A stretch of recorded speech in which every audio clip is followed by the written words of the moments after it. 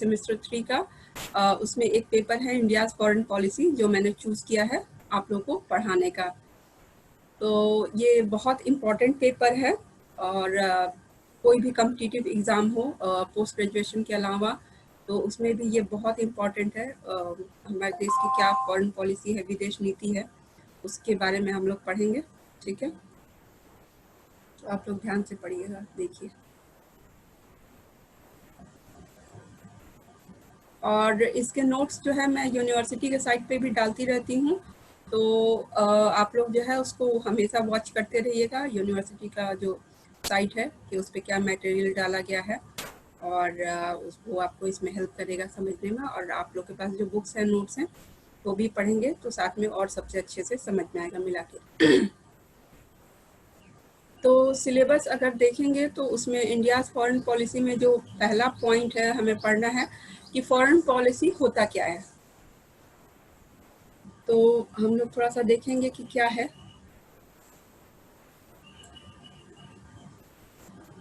तो foreign policy यानी कि विदेश नीति, एक देश जो है दूसरे देश या फिर जो इंटरनेशनल बॉडीज़ हैं उनके साथ कैसा संबंध रखना चाहता है, किस तरह से डिसाइड करता है, किन सब चीज़ों पे आधारित होता है, तो इसको बोलते हैं विदेश नीति। तो जैसे मान लीजिए कि मोहल्ले में ही अगर कोई परिवार है, एक घर है, वो दूसरे जो मोहल्ले में घर है, लोग हैं, उनसे कैसे संबंध रखना चाहते हैं, किस तरीके से, तो वो एक जैसे पॉलिसी हो सकती है उसी तरीके से ये फॉरेन पॉलिसी एक कंट्री के केस में होती है।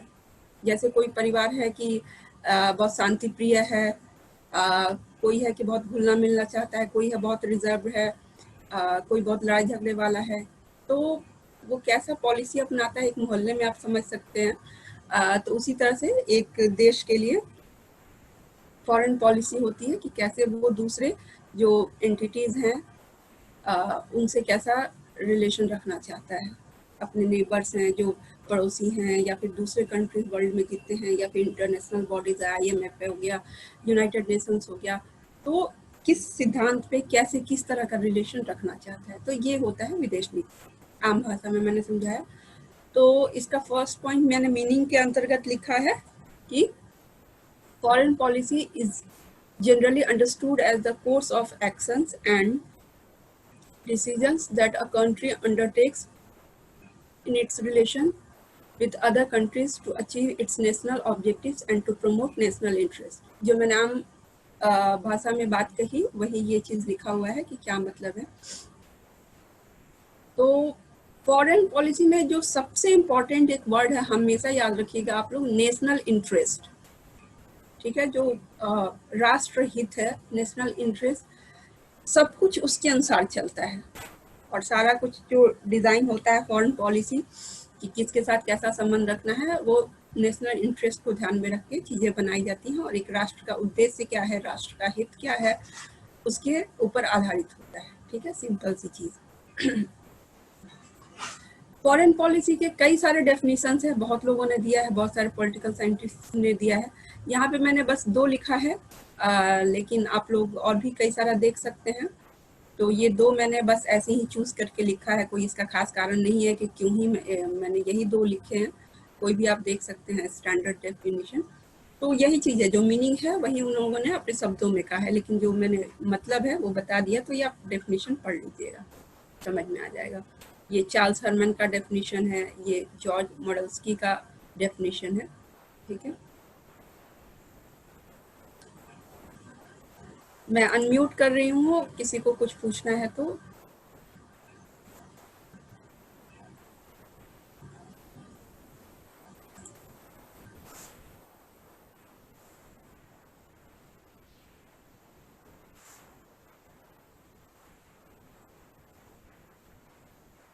आप लोग अपने आप को अनम्यूट कर पा रहे हैं? कोई दिक्कत हो सभी कोई अपने आप को अनम्यूट कीजिए, कुछ पूछना हो तो, समझ में आया नहीं आया।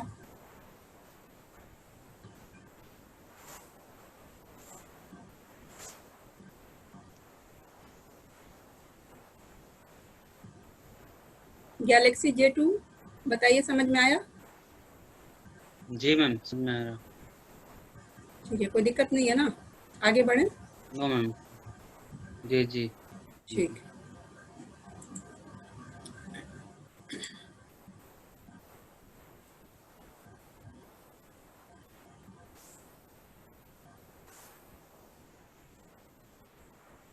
तो सिलेबस में जो नेक्स्ट पॉइंट है हमें पढ़ना है मीनिंग के बाद approach, approach to the study of foreign policy.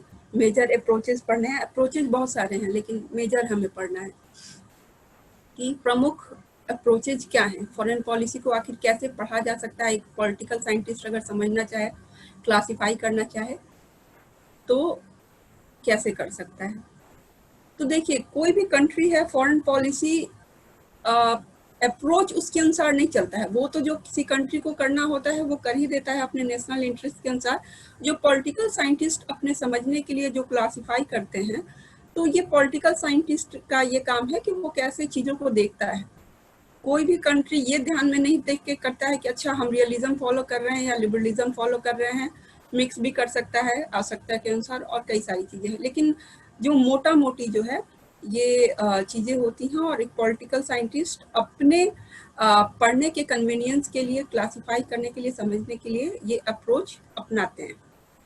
तो ये पॉलिटिकल साइंस जो साइंटिस्ट हैं उनके पॉइंट ऑफ व्यू से जो अप्रोचेस हैं मेजर, वो हम पढ़ने जा रहे हैं कि किसी कंट्री का जो फॉरेन पॉलिसी है या फिर अगर इंटरनेशनल रिलेशंस भी एक पेपर है, आप लोगों को किसी सेमेस्टर में पढ़ना होगा ज़रूर, तो उसमें भी यही है कि इंटरनेशनल रिलेशंस को कैसे हम समझें। तो उसमें भी ये चीज़ आएगा और वही चीज़ यहाँ भी है, इंटरनेशनल रिलेशंस का ही पार्ट है फॉरेन पॉलिसी। तो कैसे हम समझ सकते हैं कि कोई कंट्री क्या फॉलो कर रहा है फॉरेन पॉलिसी, उसको कैसे हम लोग पढ़ने के लिए क्लासिफाई, सिंप्लीफाई करके चीज़ों को समझ सकते हैं। तो यहाँ पे हम लोग 3 मेन अप्रोच, मेजर अप्रोच पढ़ेंगे, लेकिन जैसा कि मैंने बताया कि और भी हैं कई सारे। तो पहले तो मेन मेजर की तरफ चलते हैं कि 3 कौन से हैं। तो ये रियलिज्म है पहला, फर्स्ट। सेकेंड है लिबरलिज्म और थर्ड है कंस्ट्रक्टिविज्म। ठीक है, तो पहला हम लोग अप्रोच समझते हैं कि रियलिज्म क्या है।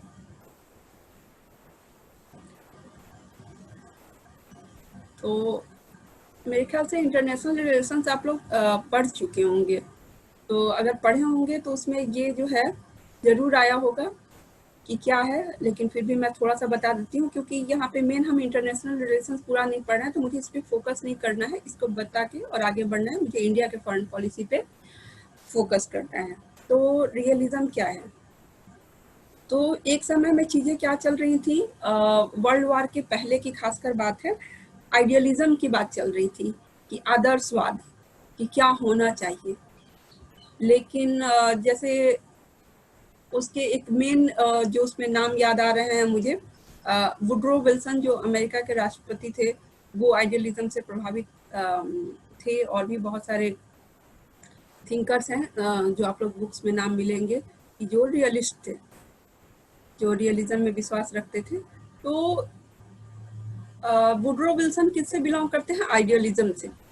तो लेकिन उसके बाद क्या हुआ कि वर्ल्ड वार हुआ, तो आइडियलिज्म में तो वार की जगह ही नहीं है। उसके अनुसार तो सब कुछ आदर्श है, सब परस्पर प्रेम से, शांति से रह रहे हैं सारे कंट्रीज और अच्छा रिलेशन चल रहा है। लेकिन अगर ऐसा सच में होता तो क्या युद्ध होता, नहीं ना।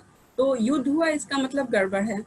तो उसको फिर इंटरनेशनल रिलेशंस, फॉरेन पॉलिसी को समझने के लिए एक नया जो अप्रोच की ज़रूरत महसूस हुई, और अगर कुछ लोग ऐसा समझ रहे थे तो उनका इम्पोर्टेंस और भी बढ़ा, रियलिज्म का जो इम्पोर्टेंस बढ़ा। तो रियलिज्म ये है कि क्या होना चाहिए इस पे फोकस नहीं करता है, बल्कि जो चल रहा है चीज़ें, जो घटना घट रही है उसको कैसे समझे। रियलिज्म रियल वर्ड से बना है कि रियल में क्या हो रहा है, एक्चुअली रियली क्या हो रहा है। ठीक है, तो इनका कहना है कि जैसे आइडियलिज्म में मैंने बताया कि उसमें ऐसा था कि सब प्रेम परस्पर उससे रह रहे हैं और इस तरह से चीज़ें, लेकिन इसमें ये वाला पॉइंट आप देखेंगे कि रियलिज्म में तो उनका कुछ चीज़ों में बेसिक चीज़ें हैं, हर एक जो अप्रोच होता है उसका बेसिक है। तो इसमें अनार्की, वो लोग कहते हैं कि जो पूरा जो कंट्रीज है, जो हमारा वर्ल्ड जो है चलता है जिस तरह से, तो उसमें कोई ऐसा नहीं है कि कोई एक कहे और उसका सारा बात मान जाए। सारे कंट्रीज इंडिपेंडेंट अपने मन से जो है जो चाहे कर सकते हैं। तो एक तरीके से ये अनार्की है, अराजकता है। ठीक है, जैसे कोई फैमिली है तो उसमें जनरली क्या होता है कि परिवार का एक प्रमुख होता है। अगर कुछ डिसएग्रीमेंट, लड़ाई झगड़ा भी होता है तो जो परिवार का प्रमुख व्यक्ति है उसने जो बात कही उसके बाद चीजें सुलझ जाती हैं, सब उसकी बात मान लेते हैं। लेकिन इंटरनेशनल सिस्टम में ऐसा है क्या? खासकर आप उस समय जाइए, आप सोचिए जब यूनाइटेड नेशंस नहीं था, उसके पहले की बात, लीग ऑफ नेशंस जो है उसके पहले की बात है, जब कोई भी इंटरनेशनल बॉडी नहीं थी। तो भाई एक कंट्री दूसरे कंट्री की बात क्यों मानेगा? किसी की दादागिरी जबरदस्ती क्यों सहेगा? क्योंकि जो सब सोवरेन कंट्री हैं, सब प्रभु कंट्री हैं, सभी अपना फॉरेन पॉलिसी अपने तरीके से चलने को स्वतंत्र हैं। तो ये अनार्की का एक वातावरण था। तो रियलिज्म कहता है कि अब हमें सोचना है कि ये अनार्की हो और कैसे फॉरेन पॉलिसी चले। इसी में नेक्स्ट पॉइंट है अनार्की के नीचे, states compete for power and security. तो मान लीजिए कि अराजकता है, तो जैसे जंगल राज है, सपोज अगर जैसे कि कोई वहाँ पे लॉ नहीं है कि कोई एक है और उसी को सब मान रहे हैं, तो जिसकी लाठी उसकी भैंस, जो जितना पावरफुल है उसका उतना चलेगा, वो अपने आप को उतना बचा ले जाएगा और वो दूसरे को उतना प्रभावित कर पाएगा, और लोग उसकी बात जो है डर के ही सही सुनेंगे, लेकिन सुनेंगे। जैसे अमेरिका का जो है, लोग डर के ही सुनते हैं, लेकिन सुनते हैं भले एग्री हो चाहे ना हो। तो अनार्की जो है इस वातावरण में जो पावर बहुत इंपॉर्टेंट हो जाता है। ठीक है, पावर बहुत इंपॉर्टेंट हो जाता है। तो पावर और सिक्योरिटी, जो राज्य यहाँ पे जो है, मतलब कहने का मतलब यहाँ पे राष्ट्र से है। तो जो यहाँ पे राष्ट्र हैं वो पावर और सिक्योरिटी बढ़ाने पे उनका कंपटीशन इसी में चलता रहता है कि कौन कितना पावरफुल है, और वो अपनी शक्ति बढ़ाने की पूरी कोशिश करते रहते हैं। ठीक है, इसमें फिर यहाँ पे इंस्ट्रूमेंट क्या है इस पॉलिसी को जो चलाने का? तो वो है military and economic power. Power को आप किस शब्दों में यहाँ पे समझ सकते हैं रियलिज्म में? मिलिट्री एंड इकोनॉमिक पावर, कि कौन कंट्री के पास कितना मिलिट्री है, उसका कितना पावरफुल है। और मिलिट्री को फीड करने के लिए जाहिर सी बात है पैसे चाहिए, तो इकोनॉमिकली कोई पावरफुल कंट्री होगा तभी वो एक स्ट्रांग मिलिट्री रख पाएगा। ऐसा तो नहीं हो सकता ना कोई गरीब कंट्री जो है उसके पास स्ट्रांग मिलिट्री हो। पहले तो वो जनता को खिलाएगा, उसके बाद से बचेगा तब तो मिलिट्री के लिए लाएगा। ऐसा तो है नहीं कि मिलिट्री स्ट्रांग रख ले और जनता भूखे मर रही है, तो ऐसा नहीं होता है। तो आप एक स्ट्रांग मिलिट्री के लिए, पावर के लिए आपको इकोनॉमिकली भी पावरफुल होना पड़ता है। तो आपको पॉलिसी भी उसी तरीके से फॉरेन पॉलिसी डिजाइन करनी होती है।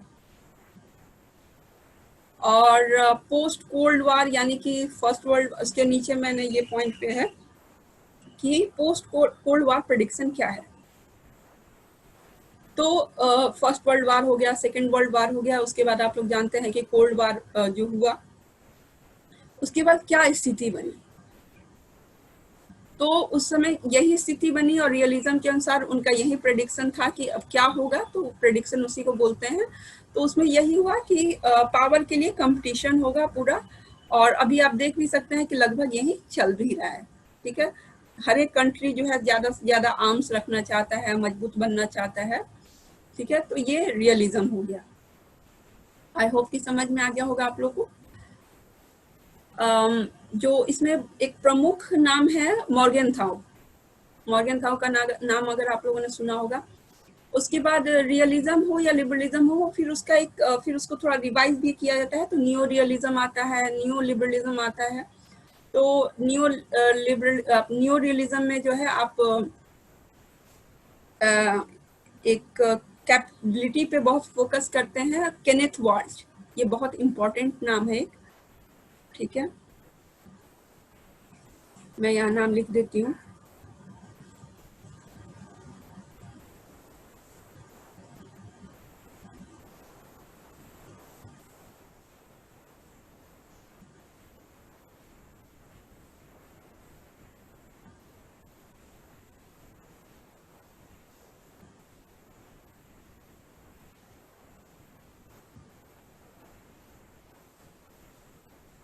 और नियो रियलिज्म में कौन से?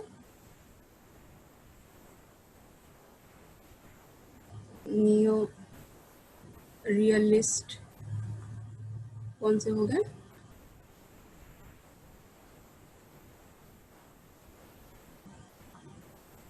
केनेथ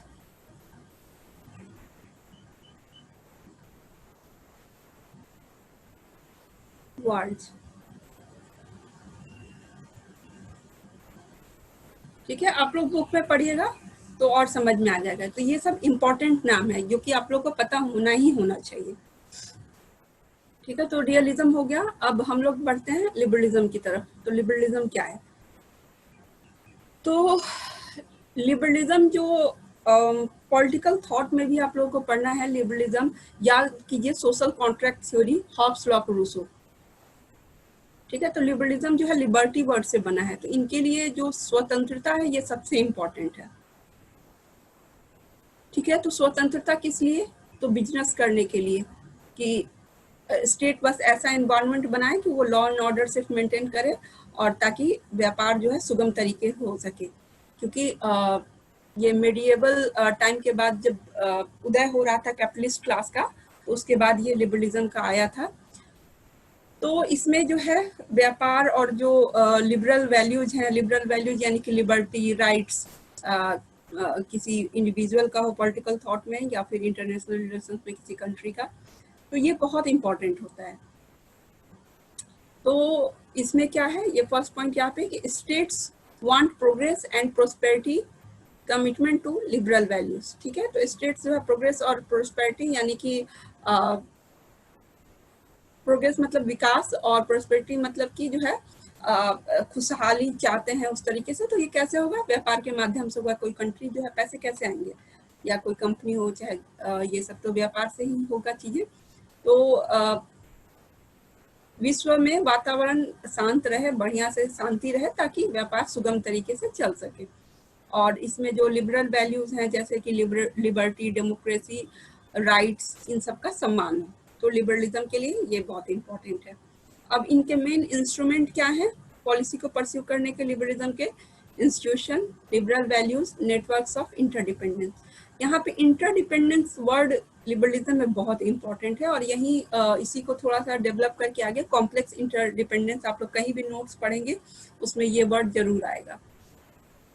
तो इसमें इंस्टीट्यूशन मतलब जो डेमोक्रेटिक इंस्टीट्यूशंस हैं या फिर जो इंटरनेशनल बॉडीज हैं, इन सब का वैल्यू होना चाहिए ताकि शांति बनी रहे और एक स्टैंडर्ड सिस्टम लोग फॉलो करें। ये नहीं कि जिसका जो मन कर रहा है वो करें। लिबरल वैल्यूज मतलब डेमोक्रेसी, जैसे देखिए इंडिया जो है चाइना के ऊपर जो वैल्यूज के अगर बात करें तो इंडिया को प्रीफर करता है। क्यों? क्योंकि यहाँ डेमोक्रेसी है। अमेरिका में भी डेमोक्रेसी है, चाइना में डेमोक्रेसी नहीं है। तो ये सब वैल्यूज हैं, और इस तरह के वातावरण में जो है फेयर तरीके से व्यापार चलता है। तो इसलिए ये सब वैल्यूज का सम्मान होता है। और नेटवर्क ऑफ इंटरडिपेंडेंस मतलब व्यापार करने के लिए पूरा दुनिया जो है, जैसे ग्लोबलाइजेशन को आप समझें, एक बहुत अच्छा एग्जांपल हो सकता है कि कैसे कंट्रीज इंटरकनेक्टेड है, एक दूसरे पे इंटरडिपेंडेंट है। आज ऐसा हो जाए कि जो है भारत सपोज धराशायी हो जाए, तो यह अमेरिका के लिए या वर्ल्ड मार्केट के लिए अच्छी बात नहीं है। तो एक दूसरे पे इंटरडिपेंडेंस है। ठीक है, तो ये यहाँ पे इसका मतलब है। और इसमें पोस्ट कोल्ड वार प्रेडिक्शन इनका क्या है? लिबरलिज्म जो लिबरलिस्ट हैं, तो increased cooperation as a liberal values spread. तो इनका मानना है कि आने वाले समय में क्या होगा कि लिबरल वैल्यूज जैसे जैसे उनका प्रसार होगा, जैसे डेमोक्रेसी, लिबर्टी, इन सब का जैसे जैसे इम्पोर्टेंस बढ़ेगा, उसी तरीके से कोऑपरेशन बढ़ेगा और फिर व्यापार और खुशहाली उस तरीके से बढ़ेगी। तो ये पूरे वर्ल्ड को, फॉरेन पॉलिसी को, इंटरनेशनल रिलेशंस को ऐसे देखते हैं। ठीक है, और हमारा थर्ड मेजर अप्रोच है कंस्ट्रक्टिविज्म। ठीक है, तो ये कंस्ट्रक्ट जो है उससे बना है। जब हम लोग अल्थ्यूजर में कंस्ट्रक्ट वर्ड एक बहुत इंपॉर्टेंट है, तो इस कंस्ट्रक्ट मतलब स्ट्रक्चर, इसमें आइडिया बहुत इंपॉर्टेंट है। तो इसमें जो क्या मतलब इसका कि ये जो कंस्ट्रक्टिविस्ट हैं वो किस में विश्वास करते हैं? कलेक्टिव नॉर्म्स में और सोशल आइडेंटिटीज, जो कि बिहेवियर को, किसी भी कंट्री के बिहेवियर को शेप करता है, उसको आकार देता है। तो इसमें आइडेंटिटी, कल्चर, सोसाइटी का स्ट्रक्चर, आइडेंटिटी, नॉर्म्स, आइडियाज, इसमें ये काफ़ी इम्पोर्टेंट होता है। और इसका मेन इंस्ट्रूमेंट जो है पॉलिसी को परस्यू करने का क्या है, आइडियाज एंड डिस्कोर्स, की बातचीत करके, है ना, डिस्कोर्स मतलब बातचीत करके और ये सारी चीज़ें। तो ये है इंस्ट्रूमेंट को पॉलिसी करने का कि हम एक कंट्री दूसरे कंट्री के साथ इंगेज होगा, बातचीत करेगा और फिर इस तरह से रिलेशनशिप ऐसे चलेगा। पोस्ट कोल्ड वॉर प्रोडिक्शन का क्या है कि depends on content of ideas, कि उस विश्व में उस समय आइडियाज को लेके जो है कैसा उसका आइडिया का वैल्यू है, वेट है, किस तरह का आइडियाज को माना जा रहा है, उस पर डिपेंड करता है कि आने वाली दुनिया कैसी होगी। तो देख सकते हैं आइडिया का इसमें कितना इंपॉर्टेंस है। अब आप लोग को ये समझने में सबसे मुझे लग रहा है कि थोड़ा मुश्किल होगा, तो मैं आपको एक एग्जांपल देती हूँ, मेरे ख्याल से उससे क्लियर हो जाएगा। जर्मनी जो है आपको लोगों को पता होगा इतिहास में कि एक समय में 2 भाग में बट गया था, ईस्ट जर्मनी और वेस्ट जर्मनी। जैसे मान लीजिए कि इंडिया और अभी पाकिस्तान है, तो ये नेताओं ने मान लीजिए कि निर्णय तो ले लिया, लेकिन लोग सहमत नहीं थे। उन्हें लगा कि नहीं, वो लोग भी तो हमारे हैं, हमारे रिलेटिव उधर भी हैं, इधर भी हम लोग वही सेम है, क्यों ये दीवार खड़ी की गई है। तो उन्होंने एक दिन क्या किया, वो बर्लिन वॉल के नाम से फेमस था, उसको उन लोगों ने ढा दिया। तो एक देखिए कि ऐसे भी हो सकता है कि उस समय कोई रियलिस्ट आइडिया नहीं, लिबरलिस्ट कोई भी चीज ऐसे सोच नहीं पाया, ये कंस्ट्रक्टिविज्म के ही अंदर पॉसिबल था इस तरह से। ठीक है, तो ये एक एग्जांपल बहुत इम्पोर्टेंट है, मेरे ख्याल से अब समझ में आ गया होगा आपको। तो जो कंट्रीज हैं वो जो क्या फियर हैं संसार में, जो है किस तरह का आइडेंटिटी, कल्चर और उस तरह को लेके चीज़ों को किस तरह से जो है विचार बनता है, सहमति बनती है, तो वो कंस्ट्रक्टिविज्म के अंदर आता है। और उसके आधार पे कैसे फॉरेन पॉलिसी चलाई जा रही है, डिज़ाइन की जा रही है, वो इसके अंतर्गत आता है। ये 3 हमारे मेजर हो गए। इसके अलावा भी मैंने बताया कि बहुत सारे हैं, ठीक है।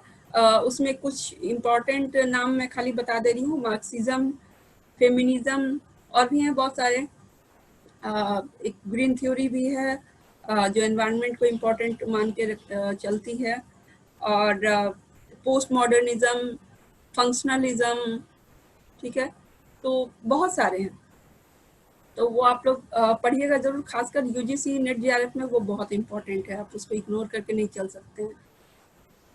तो मार्क्सिज्म जो है वो कार्ल मार्क्स तो बेसिक हैं, आप लोग मेरे ख्याल से पता होगा। तो ये जो दुनिया को कैपिटलिस्ट और बुर्जुआ के रूप में देखते हैं कि कौन कंट्री कैपिटलिस्ट है और बुर्जुआ है, और विश्व के सारे मजदूरों एक हो, और इस तरीके से ये इंटरनेशनल रिलेशंस, फॉरेन पॉलिसी को देखते हैं।